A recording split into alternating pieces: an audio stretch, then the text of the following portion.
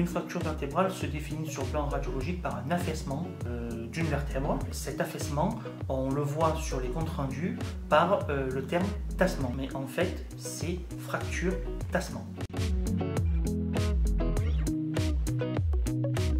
Les personnes les plus sujettes à ce type de fracture, ce sont principalement les personnes âgées, au-delà de 60 ans. On peut le voir chez les sujets plus jeunes, mais le mécanisme est différent. La cause n'est plus l'ostéoporose, mais plus un facteur traumatique.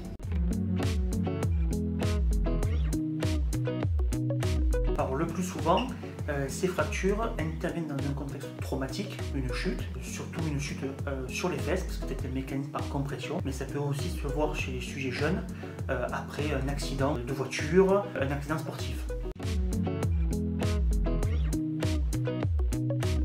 Oui, il y a un lien avec l'ostéoporose puisque ce type de fracture survient principalement chez le sujet âgé.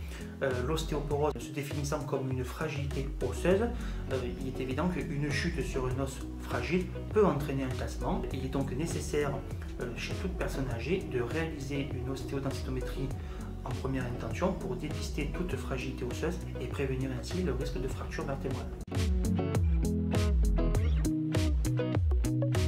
On peut les réparer et les stabiliser de deux façons, soit de façon médicale par le port d'un corset, soit de façon chirurgicale par la réalisation de ce qu'on appelle une cimentoplastie, qui reste une solution mini-invasive percutanée. L'opération consiste à réaliser ce qu'on appelle une cimentoplastie au bloc opératoire sous anesthésie générale. L'intervention dure environ un quart d'heure, 20 minutes, c'est quelque chose d'assez rapide. Le but, c'est d'injecter du ciment dans la vertèbre afin de remplacer l'œdème osseux engendré par la fracture. Cette cimentoplastie a deux effets. Un, c'est de corriger la vertèbre et deux, de traiter la douleur.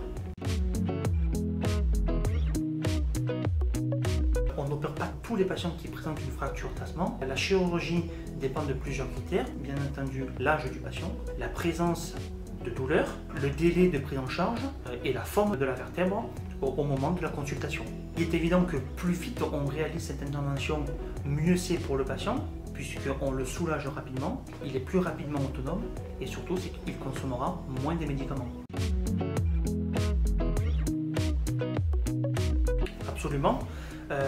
La reprise des activités se fait plus souvent au bout de 15 jours, 3 semaines après l'intervention, le temps d'obtenir la cicatrisation, de faire un petit peu des séances de rééducation, reprendre une activité sportive après une cimentoplastie est tout à fait possible et elle est même conseillée.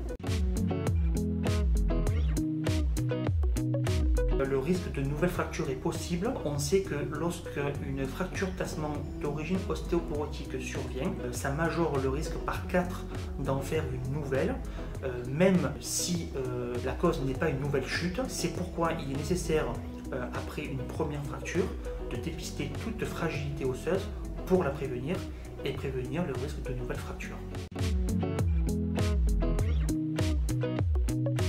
Oui, il existe un suivi. Les patients sont en général revus au bout de 1 mois de la chirurgie. À ce moment-là, on évalue le patient d'un point de vue clinique. Si des douleurs persistent, on peut lui prescrire quelques séances de rééducation, mais ce n'est pas nécessaire, c'est fonction des douleurs résiduelles.